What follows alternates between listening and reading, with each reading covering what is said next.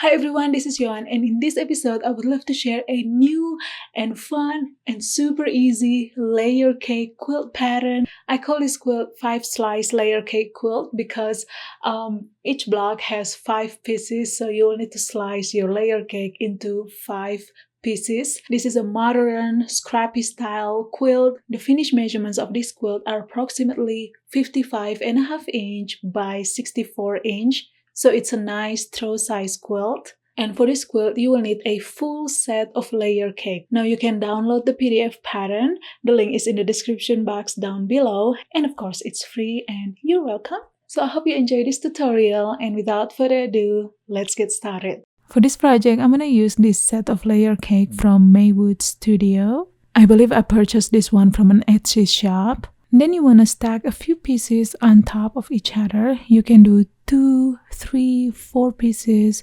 whichever one's more convenient for you. I will do 3 for this demonstration. Of course, you want to align all the edges so that each piece will be cut accurately. Now take your ruler and then you want to measure 2.5 inch. So I'm aligning the edges of my fabric with the 2.5 inch point and then cut. Now let's set this aside a little bit and then grab your ruler again, and we're gonna repeat the same like before. So measure 2.5 inch and then cut.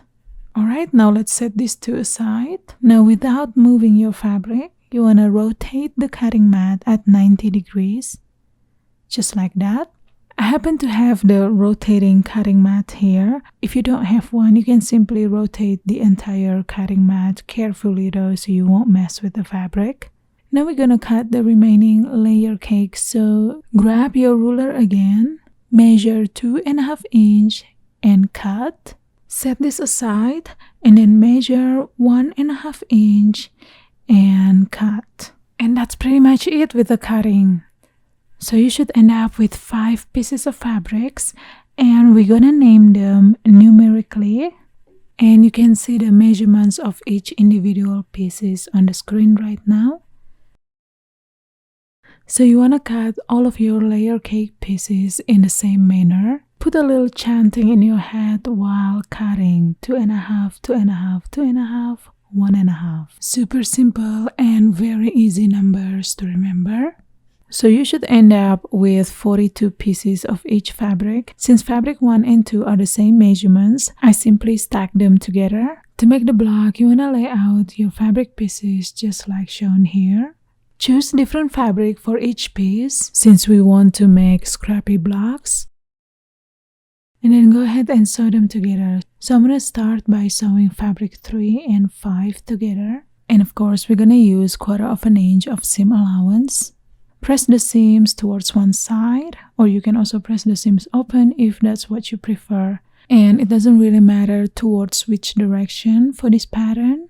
Now we're gonna sew fabric 4 and then sew the remaining fabrics. Now at this point, fabric 1 and 2 will be obviously a slight longer, about an inch longer, due to the seam allowances. So that is expected, and don't worry so much about it. We're gonna trim this off later anyway.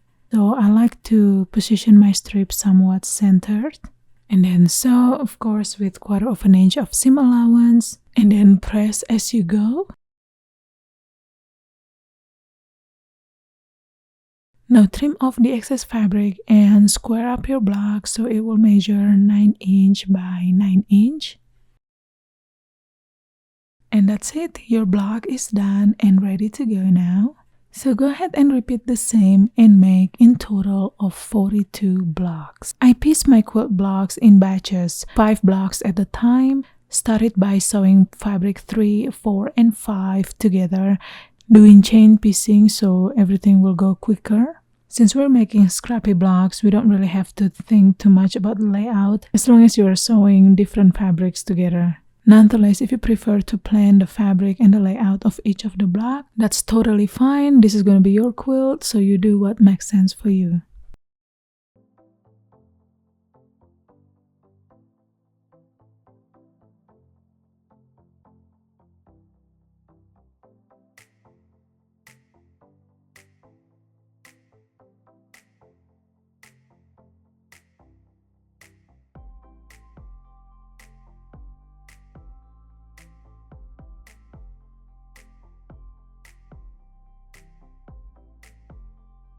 Lay out your blocks in scrappy manner, obviously since we are making scrappy quilt.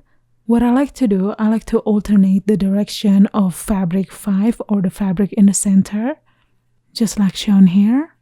What I like about this layout is you don't have to match the seams when you sew the blocks together later. Lay out your blocks in 7 rows and 6 columns, just like shown on the screen right now. You don't have to follow this diagram exactly, but you get the idea. And this is how I lay out my quilt. And once you're happy with the layout, you can go ahead and sew your quilt blocks together.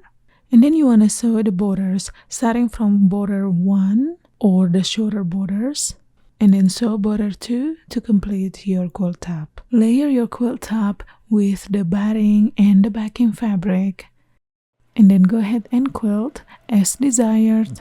I free motioned the quilt center with my all-time favorite foolproof pattern, which is the loop to the loop design.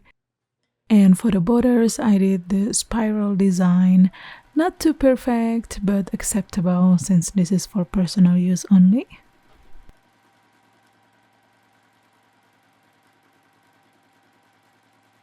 Finish your quilt by binding the edges with your desired binding method. If you need a tutorial on how to bind a quilt, I happened to just publish one a month ago, so I will have the link in the description box down below if you are interested in checking it out. And that's pretty much it, guys.